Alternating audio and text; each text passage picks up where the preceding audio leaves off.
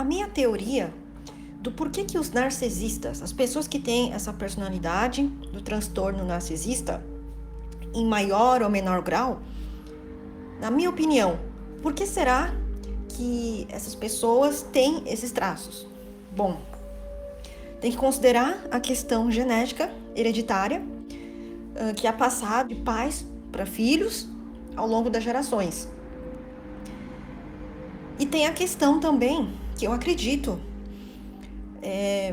que às vezes pode ser que a pessoa não tem esse traço genético, mas por conta da forma como ela escolhe pensar no seu dia a dia. Porque fala assim, que esse narcisismo, ele não tem cura. Por quê? Porque não é um defeito, uma característica na fisiologia, no corpo físico do ser humano.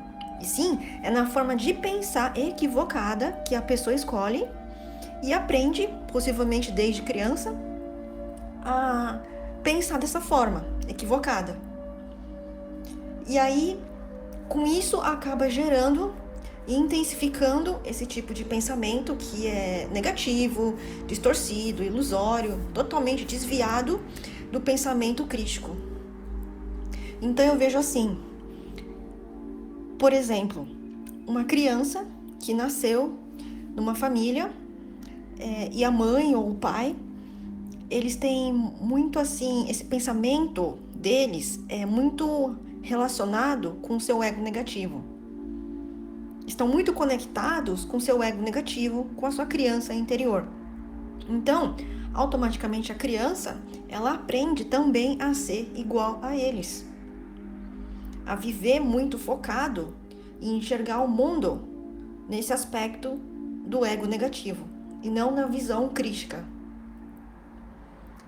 E dessa forma, a criança cresce, aprendeu que é essa forma de pensar, de sentir e viver, ela se torna adulta e continua nesse processo.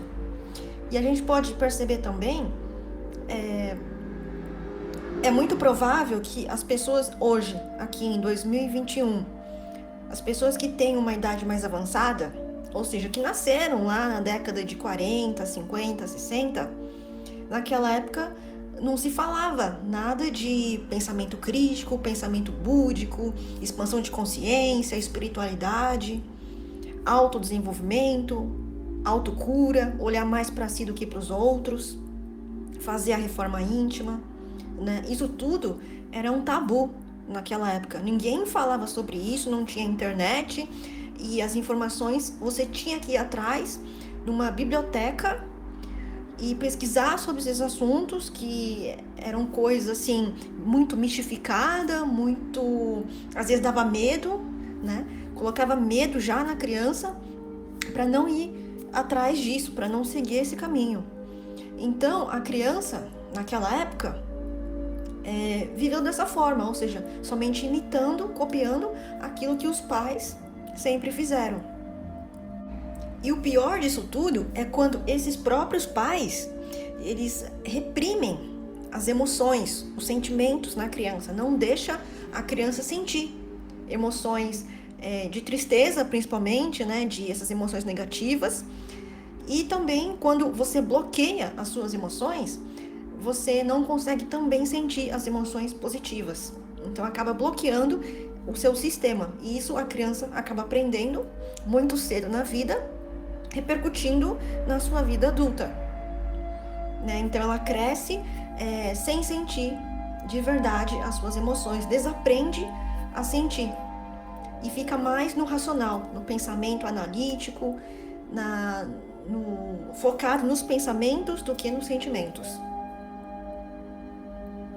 Então, dessa forma, eu acredito que é possível que muitas das pessoas que têm esse transtorno hoje e que são mais idosas, elas possivelmente foram reprimidas nesse sentido e também, depois de adulto, elas não foram atrás, porque naquela época não tinha essas informações, ninguém falava sobre isso. Então elas viveram assim por muitos e muitos muitos anos na sua vida, dessa forma, pensando e vivendo com seu ego negativo.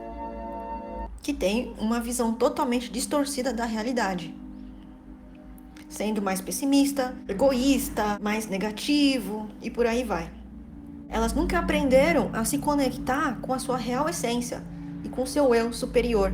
E também aprenderam a olhar mais para fora, cuidar dos outros, se preocupar com os outros e não olhar para si, para cuidar de si mesmo. Então, chega hoje, né, esses tempos atualmente, que essas informações vêm à tona na humanidade, ficam abertas, desveladas para qualquer pessoa que queira se informar sobre esses assuntos. E muitas delas, eu acredito, que não tem essa vontade, não tem mais essa vontade por conta da idade, por conta de crenças limitantes que já estão tão enraizadas ali na mente da pessoa, que às vezes ela até quer mudar, mas é muito difícil, Só o fato da mudança é difícil. Agora, converter, transmutar esse pensamento equivocado, negativo, para um pensamento positivo e saudável, é um processo muito difícil, demorado, mas não custa tentar. Mas muitas pessoas, eu vejo assim, que já têm mais idade, parece que elas não estão nem aí para isso. Por quê? Porque eu acredito que a vida toda delas, elas focaram e viveram nesse esquema, nesse padrão fechado, muito racional, muito voltado para o outro, né? E não querem olhar para dentro, nunca aprenderam, nunca ensinaram, nunca falaram que era necessário olhar mais para dentro e fazer a sua autocura, se autoconhecer melhor. Então, muitas pessoas podem pensar assim, eu já tô com idade? Não vale mais a pena. Pra quê? Daqui a pouco eu já vou desencarnar.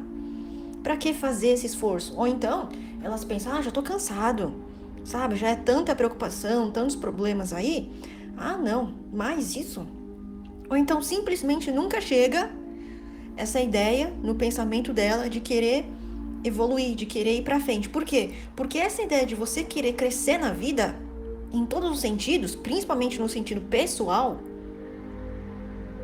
ela vem da sua conexão com o seu eu superior.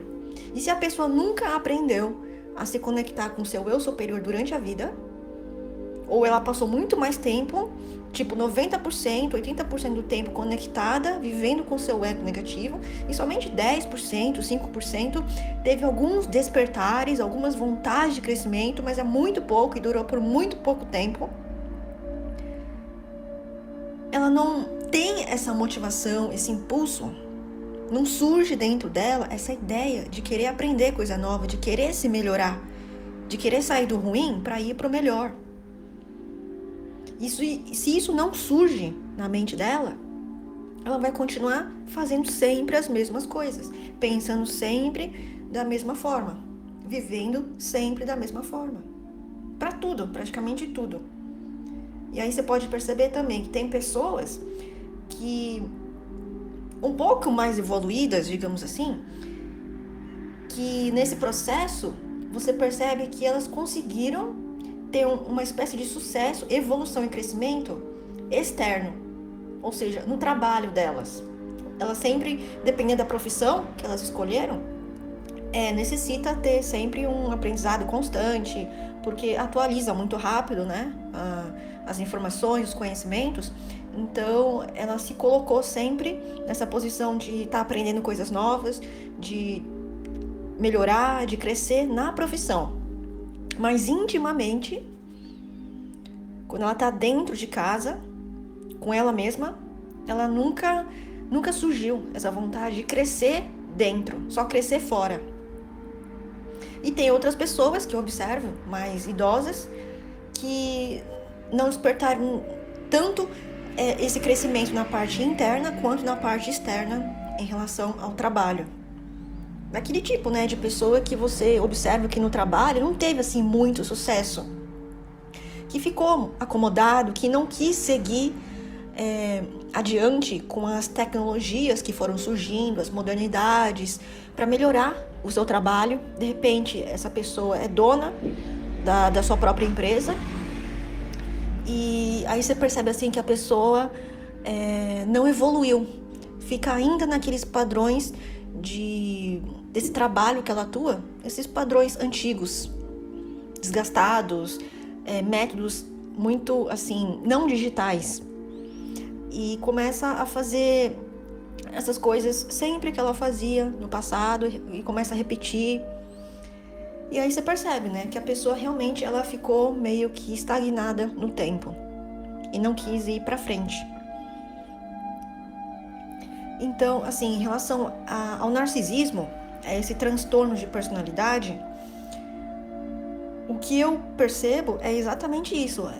Pessoas que aprenderam desde criança a ficar muito, mas muito conectada com o seu ego negativo, possivelmente vem da experiência que ela teve com os pais dela, que também eram assim. E por traço genético ou não, a pessoa tem essa tendência a ficar mais voltado para o seu ego negativo. E por conta da persistência, por muitos anos, desse jeito, faz com que lá no final da vida se intensifique. Às vezes a pessoa nasce com esse transtorno no nível moderado, no nível leve, mas conforme ela persiste nisso e age dessa forma, que é as características próprias, né, que falam sobre esse transtorno, ao longo do tempo vai se intensificando e chegar ali na velhice, começa a ter esse transtorno num nível muito mais expressivo, num nível muito mais intenso. E aí se você conheceu a pessoa, você até consegue perceber essa característica tá mais forte depois do que no passado. E também a gente tem que levar em consideração que quando a gente envelhece, a gente tende, normalmente, é uma característica normal do ser humano, intensificar tudo aquilo que a gente tem de bom, as características, o nosso jeito, a nossa personalidade, e também intensificar tudo aquilo que está de ruim, aquilo que a gente não curou, que a gente não resolveu, e que ao longo da vida pode ser que estava num nível moderado, num nível leve, ou até bem disfarçado. Mas quando a gente chega mais para a velhice, principalmente se você começa a ter algum problema de ordem mental, algum distúrbio, alguma coisa assim, e começa a afetar, né, o seu cérebro, todas essas características, as negativas, começam a vir à tona. E começa a apresentar esses transtornos de qualquer gênero aí, a nível mental, a nível de comportamentos, de uma forma muito mais intensa. Ou seja, começa a ser revelado aquilo que a pessoa, a vida toda, estava meio que escondendo, estava meio que encoberto. Fala que esse transtorno de personalidade narcisista não tem cura, realmente, porque a cura vai depender somente da pessoa em querer sair desse padrão do ego negativo e em conectar com o seu eu superior, que é o eu superior que vai fazer essa mudança, né? Que vai te dar essa ideia, essa vontade de você querer mudar, de fazer diferente. E é por isso que a gente vê as pessoas que têm esse transtorno, elas não querem se mudar. É do tipo teimosa, é do tipo persistente, do tipo que quer sempre ter a razão, que são exatamente o quê? As características do nosso ego negativo. Do tipo que não tem paciência, do tipo que não sabe respeitar, do tipo que quer tudo para agora, que não tem limites, que vive nos exageros ou nas escassez.